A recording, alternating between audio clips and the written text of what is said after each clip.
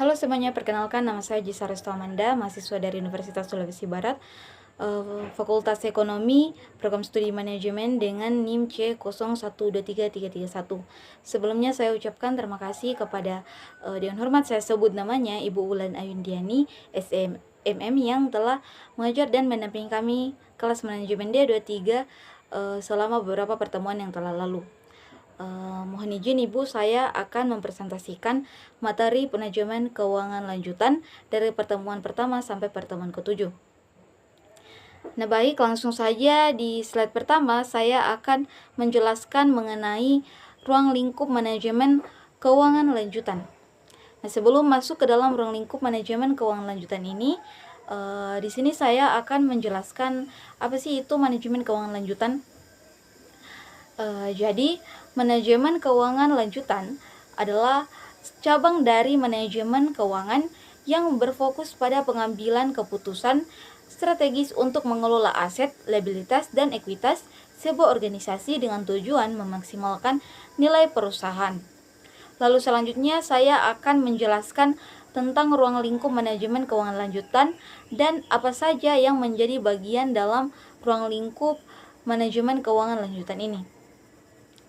Jadi ruang lingkup manajemen keuangan lanjutan ini mencakup semua aktivitas yang berhubungan dengan pengambilan keputusan keuangan yang lebih kompleks dalam suatu organisasi yang tujuannya adalah untuk meningkatkan nilai perusahaan. Lalu yang menjadi bagian dalam ruang lingkup manajemen keuangan lanjutan ini adalah yang pertama, ada keputusan investasi atau investment decision. Nah, keputusan investasi ini dapat diartikan sebagai penanaman modal. Nah, penanaman modal ini dapat dilakukan pada aktiva real ataupun aktiva finansial. Aktiva real merupakan aktiva yang bersifat fisik, sedangkan aktiva finansial merupakan aktiva yang berupa surat-surat berharga seperti saham dan obligasi. Kemudian yang kedua, ada keputusan pendanaan atau financing decision. Nah, keputusan pendanaan ini mempelajari tentang penetapan sumber dana yang akan digunakan dalam membiayai investasi. Dan yang ketiga, yaitu keputusan pengelolaan aktiva atau asset management decision. Nah, di bagian keputusan pengelolaan aktiva ini membahas tentang bagaimana pengelolaan suatu aset atau aktiva. Nah, di slide kedua saya akan menjelaskan tentang risk and return serta modal penilaian dalam sebuah investasi. Nah, sebelum masuk di materi perlu diketahui bahwa yang dimaksud dengan risiko dalam sebuah investasi adalah ketidakpastian yang akan dihadapi ketika melakukan investasi, apakah diuntungkan atau dirugikan. Sedangkan return dalam investasi adalah harapan pengembalian investasi di masa yang akan datang. Nah, lanjut di materi saya akan menjelaskan yang pertama tentang risiko sistematik dan risiko tidak sistematik. Jadi risiko sistematik ini adalah risiko yang berhubungan dengan faktor-faktor makroekonomi yang mempengaruhi seluruh pasar. Sedangkan risiko tidak sistematik merupakan risiko yang spesifik terhadap suatu perusahaan atau industri. Lalu di risk and return dalam investasi ini saya akan membahas salah satu rumus dalam penilaiannya, yaitu penghitungan return yang diharapkan dengan metode ex post. Rumusnya yaitu RI sama dengan jumlah seluruh return individu atau RI dari periode pertama hingga periode ke-N dibagi dengan jumlah total periode waktu atau N, di mana R itu adalah return yang diharapkan dari saham I, N adalah periode pertama sampai periode selanjutnya, RI adalah return aktual saham, I dan N adalah jumlah data. Contoh soalnya yaitu misalkan seorang investor sedang menganalisis saham yang ia pegang selama 3 tahun terakhir. Kemudian return aktual dari saham ini selama periode tersebut adalah yang pertama tahun pertama 12%, tahun kedua 31%, dan tahun ketiga 33%. Nah, ketiga data yang sudah diketahui ini dimasukkan ke dalam rumus, yaitu 12% ditambah 31% ditambah dengan 33%, di mana hasilnya adalah pertambahan dari periode selama 3 tahun terakhir. Kemudian hasilnya ini akan dibagikan dengan 3, di mana 3 ini adalah periode selama 3 tahun terakhir. Maka akan didapati bahwa return yang diharapkan atau RI-nya adalah 25,33%. Kemudian di slide selanjutnya saya akan menjelaskan tentang konsep risiko saham, jenis saham, serta proses penilaiannya. Yang pertama adalah pengertian saham. Saham adalah instrumen keuangan yang merepresentasikan kepemilikan dalam suatu perusahaan. Kemudian jenis-jenis saham yaitu yang pertama, saham preferen. Nah, saham preferen merupakan surat penyertaan kepemilikan yang mempunyai preferensi atau keistimewaan tertentu jika dibandingkan dengan saham biasa. Nah, di sini saya akan membahas rumus return dari saham preferen dengan rumus KP sama dengan DP per VP. Di mana KP ini adalah return dari saham preferen, DP adalah dividen per lembar saham preferen, dan VP adalah nilai saham preferen. Jadi contohnya yaitu, misalkan sebuah perusahaan memiliki saham preferen yang beredar dengan harga nominal per lembar yaitu Rp400. Perusahaan tersebut melakukan pembayaran dividen secara tahunan di mana dividen yang dibayarkan adalah Rp400.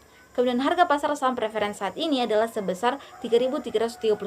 Maka besar tingkat pengembalian saham preferennya adalah, dan berdasarkan rumus di PPT diketahui bahwa DP-nya adalah Rp400 dan VP-nya adalah Rp3.331. Dan yang ditanyakan adalah berapa tingkat pengembalian saham preferennya. Dan ketika data yang sudah diketahui ini dikerjakan dengan rumus tersebut, yaitu nilai DP itu Rp400 dibagikan dengan nilai VP yaitu Rp3.331 dan hasilnya kemudian dikalikan dengan 100%, maka akan didapatkan hasilnya yaitu bahwa tingkat pengembalian saham preferennya adalah 12%.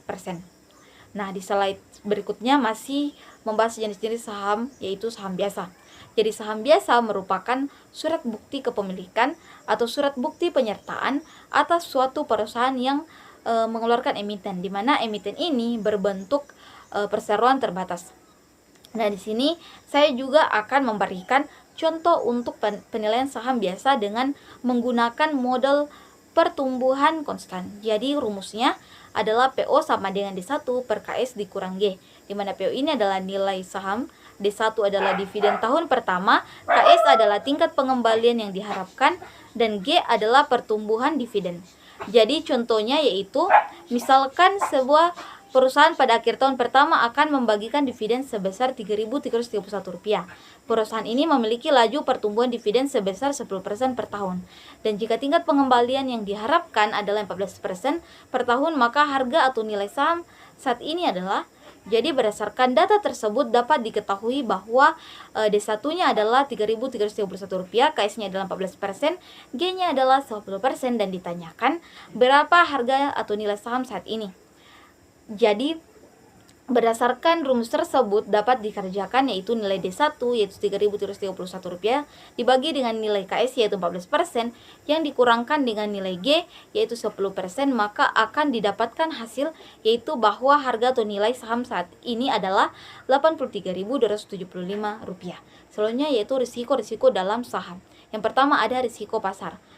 Nilai saham dapat berfluktuasi secara signifikan akibat perubahan pasar secara keseluruhan. Kemudian ada risiko perusahaan. Kinerja perusahaan yang buruk dapat menyebabkan penurunan harga saham. Kemudian ada risiko likuiditas, yaitu beberapa saham mungkin sulit untuk dijual kembali pada harga yang diharapkan, terutama kondisi pasar yang tidak stabil. Kemudian ada risiko dividen. Nah, tidak ada jaminan bahwa dividen akan dibayarkan. Dan jika suatu perusahaan mengurangi atau menghapus dividen, ini dapat mempengaruhi nilai saham. Lalu di slide selanjutnya, saya akan menjelaskan tentang konsep risiko obligasi, jenis-jenis obligasi, serta proses penilaiannya. Nah, yang pertama, konsep risiko obligasi. Jadi yang dimaksud dengan risiko obligasi merupakan surat pengakuan hutang jangka panjang yang dikeluarkan oleh perusahaan atau pemerintah. Nah, pihak yang mengeluarkan obligasi tersebut adalah pihak yang memiliki hutang kepada pihak yang membelinya. Yang kedua adalah jenis-jenis obligasi. Yang pertama ada debentur. Jadi debentur ini adalah hutang jangka panjang atau obligasi tanpa jaminan. Yang kedua, obligasi penghasilan atau income bond. Itu perusahaan wajib membayar bunga atas obligasi penghasilan hanya pada saat perusahaan mendapatkan keuntungan. Yang ketiga, obligasi sampah atau junk bond. Obligasi sampah ini disebut juga obligasi yang memberikan hasil tinggi karena memiliki risiko yang tinggi. Yang keempat, ada obligasi hipotek atau mortgage bond, yaitu obligasi yang diterbitkan dengan jaminan hipotek kekayaan perusahaan penerbit obligasi. Nah, di sini saya akan membahas salah satu rumus penilaian dalam obligasi, yaitu metode singkat atau shortcut formula, di mana rumus ini digunakan untuk menghitung pendapatan yang diharapkan dapat diperoleh oleh pemegang obligasi jika obligasi tersebut dimiliki sampai pada saat jatuh tempo. Rumusnya yaitu yield to maturity sama dengan I ditambah N dikurang P per N dibagi dengan P ditambah N per 2. Di mana N besar adalah nilai nominal obligasi, P adalah harga pasar obligasi yang terjadi, dan N kecil adalah umur obligasi. Jadi contohnya yaitu misalkan sebuah perusahaan menerbitkan obligasi bernilai 10.000. Harga pasar obligasi tersebut saat ini adalah Rp3.331. Umur obligasi tersebut adalah 5 tahun dengan tingkat kupon sebesar 10% per tahun. Kemudian berapakah tingkat pengembalian obligasi tersebut sampai saat jatuh tempo? Nah, berdasarkan rumus tersebut dapat diketahui bahwa I-nya adalah 10%, N-nya adalah 10.000, P-nya adalah Rp3.331, N-nya adalah 5 tahun, dan ditanyakan berapa tingkat pengembalian obligasi sampai saat jatuh tempo. Jadi, berdasarkan rumus tersebut dapat dikerjakan, yaitu nilai I yaitu 10% dikali dengan nilai N yaitu 10.000, kemudian ditambah dengan hasil dari N yaitu 10.000 dikurang dengan nilai P yaitu Rp3.331 per nilai dari N atau periode yaitu 5 tahun dibagi dengan Rp3.331 ditambah dengan 10.000 per 2, maka akan diketahui bahwa tingkat pengembalian obligasinya adalah 35%. Nah, di slide selanjutnya saya akan menjelaskan tentang konsep risiko reksadana, jenis-jenis reksadana, serta proses penilaiannya. Jadi yang pertama, konsep risiko reksadana. Reksadana adalah wadah atau instrumen investasi yang mengumpulkan dana dari para investor untuk diinvestasikan dalam berbagai instrumen keuangan seperti saham, obligasi, dan pasar uang oleh manajer investasi. Nah, selanjutnya yaitu jenis-jenis reksadana, yaitu ada reksadana saham. Reksadana yang menginvestasikan sebagian besar dananya di saham perusahaan.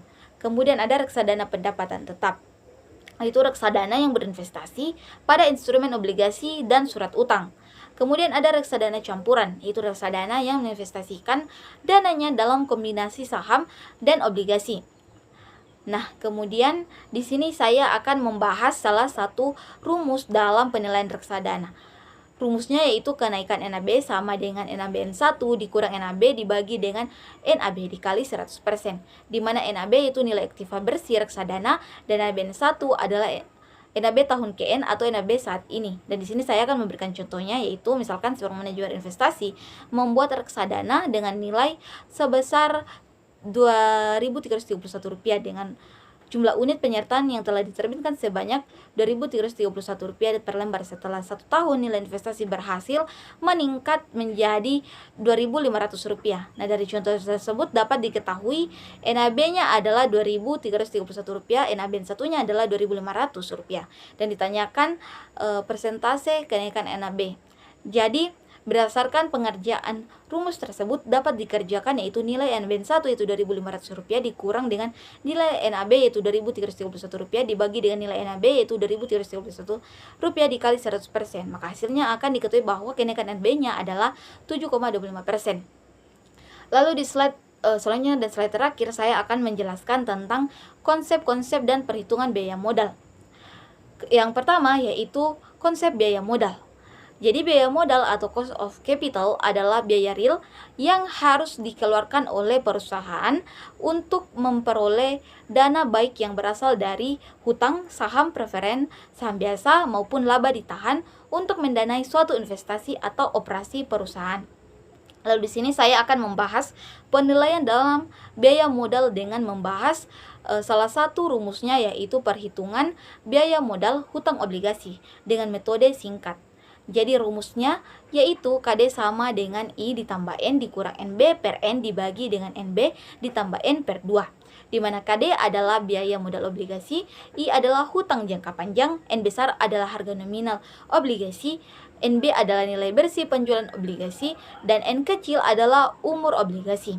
Jadi contohnya yaitu misalkan sebuah perusahaan menerbitkan obligasi dalam jangka waktu 10 tahun dengan rincian sebagai berikut. Bunga obligasi yaitu Rp3.331, harga nominal kewajiban Rp50.000, nilai bersih penjualan kewajiban Rp45.000, dan dari informasi tersebut dapat diketahui bahwa I-nya adalah Rp3.331, N-nya adalah Rp50.000, NB-nya adalah Rp45.000, dan N adalah 10 tahun, dan ditanyakan nilai KD dalam persentase.